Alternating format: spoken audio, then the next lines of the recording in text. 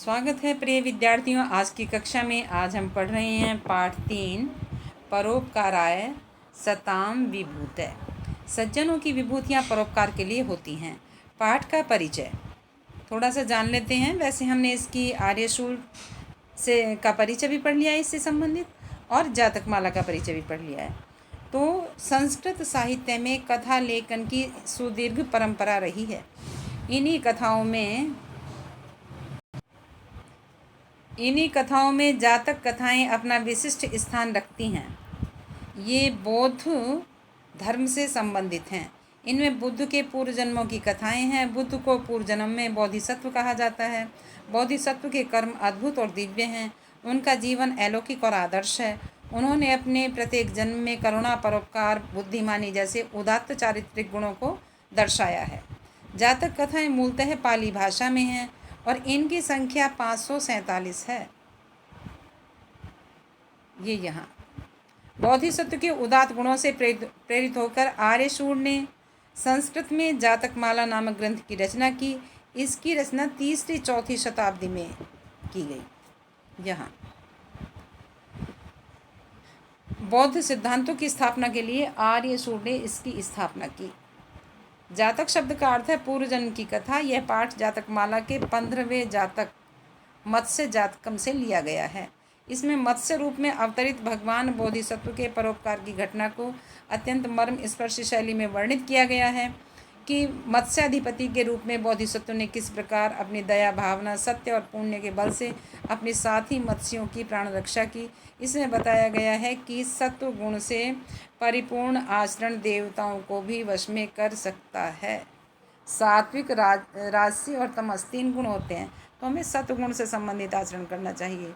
प्यारे बच्चों, अब हम इसको पढ़ना प्रारंभ करते हैं। तो आप देखिए, बोधिसत्व किल कस्मिश्चित नयति महति कमल कुवल आदि विभूषित सलिले हंस चक्रवाकादि शोभिते तीरांत तरु कुसुमाव किरणे सरसी मत्स्याधिपति बभूव।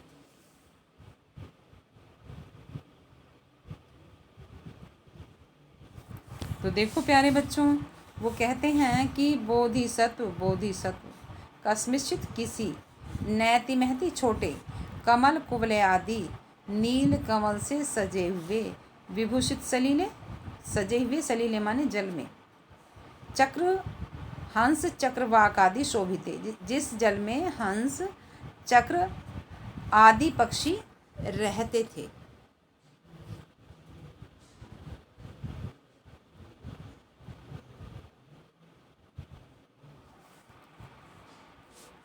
तीरांत तरु कुसुमाव किरणे, और किनारों पर पेड़ खड़े थे जो फूलों से लदे हुए थे, और उनके जो फूल थे वो उस तालाब के किनारे पर गिरे हुए थे। तो मत्स्याधिपति बभू, और ऐसे तालाब में रहने वाली मछलियों के बोधिसत्व राजा हुए। तो इसका अर्थ हुआ कि बोधिसत्व किसी छोटे नीलकमल से सजे हुए जल में हंस, चक्रवाक आदि पक्षी रहते थे। किनारों पर उस तालाब के पेड़ खड़े थे, उन पर लगे हुए फूल नीचे किनारों पर गिरे हुए थे। ऐसे सुंदर तालाब के रहने वाली मछलियों के, जो तालाब में मछलियाँ रह रही थी, उनके राजा हुए। बहुषु जन्मांतरेषु परोपकार अभ्यास वशात तत्र स्थय अपि परहित सुख साधने व्यापृतः अभवत्। बहुत से जन्मों में परोपकार का अभ्यास करने के कारण से वहाँ रहते हुए दूसरों के सुख के साधन में लगे रहते थे। बोधिसत्व ने अपने बहुत से पहले जन्मों में परोपकार का अभ्यास किया था, इसलिए वहाँ रहते हुए भी दूसरों की भलाई में ही लगे रहते थे। स्थानमेव च स्वेषाम, सगे संबंधियों की तरह अपने स्वेषाम अपत्यानाम उपरि, और अपनी संतान की तरह सौहार्दत्वात् भाईचारे से, महासत्व तेषाम मीनानाम दान प्रिय वचनादि क्रमई परम अनुग्रहम चकार। तो वो कहते हैं कि सगे संबंधियों की तरह से, अपनी संतान की तरह से, भाईचारे के कारण से उन बोधिसत्व ने तालाब में जो मछलियाँ रहती थी उन्हें दान दे करके, मीठे वचन बोल करके उनका बहुत उपकार किया। तो प्यारे बच्चों, दोबारा से देखिए कि बोधिसत्व किसी छोटे तालाब में, जिसमें नीलकमल उगे हुए थे, नीलकमल से उसका जल सजा हुआ था और वहाँ हंस चक्रवाक पक्षी रहते थे। उसके किनारों पर पेड़ खड़े थे जो फूलों से लदे हुए थे और फूल तालाब के किनारों पर झड़े हुए थे। ऐसे सुंदर तालाब के बोधिसत्व राजा हुए और बहुत से जन्मों में परोपकार का अभ्यास करने के कारण से वहाँ रहते हुए वह अपने सगे संबंधियों की तरह और अपने संतान की तरह भाईचारे के कारण से उन मछलियों को दान दे करके, मीठे वचन बोल करके उनका बहुत प्रकार से उपकार किया।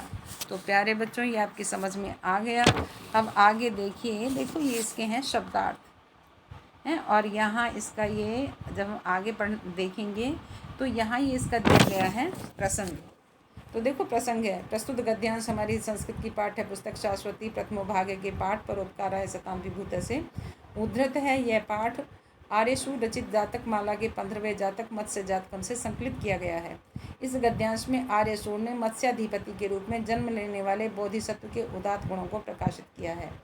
अब है इसकी व्याख्या। निश्चय ही बोधिसत्व अपने किसी पूर्व जन्म में कमल, नील कमलों से सुंदर जल वाले, हंस, चकवा आदि पक्षियों से सुशोभित, किनारे पर उगे हुए वृक्षों के फूलों से भरे हुए छोटे से तालाब में मछलियों के राजा के रूप में उत्पन्न हुए। बहुत से पूर्व जन्मों में किए गए परोपकार के अभ्यास के कारण वे मछली के जन्म में भी दूसरों के सुख और हित साधन में लीन रहते थे। प्रियजन और अपने संतान की भांति प्रेम भाव के कारण वे महान प्राणी बोधिसत्व उन मछलियों के ऊपर दान और प्रिय वचन आदि कार्यों के द्वारा महान उपकार करते थे। तो प्यारे बच्चों, ये था इसका ये प्रसंग था और ये व्याख्या। अब है विशेष। बोधिसत्व के महान गुणों को प्रकट किया गया है और सरोवर की प्राकृतिक सुषमा का सुंदर चित्रण किया गया है। इसमें समासयुक्त पांचाली रीति है। समासयुक्त कहते हैं कि छोटे शब्दों को, कई शब्दों को मिलाकर एक शब्द बनाया गया है। भावार्थ। बोधिसत्व अपने किसी पूर्व जन्म में मछलियों के राजा के रूप में उत्पन्न हुए थे। यहाँ पर लेखक ने उस सरोवर की शोभा का वर्णन किया है जिसमें मछलियों के राजा रहते थे। बोधिसत्व मछली के रूप में उत्पन्न होकर भी अपने पूर्वजों के संस्कारों के कारण तालाब में स्थित भी मछलियों को अपने संतान के समान प्रेम करते थे। दान, प्रिय वचन आदि के द्वारा उनके हित साधन में लगे रहते थे। तो प्यारे बच्चों, यहाँ से आप देख लेंगे इसकी व्याख्या और ये है गद्यांश है। और ये अब आपकी समझ में आ गया। आपको केवल प्रसंग, व्याख्या, गद्यांश और विशेष लिखना है और ये अनुच्छेद याद करना है।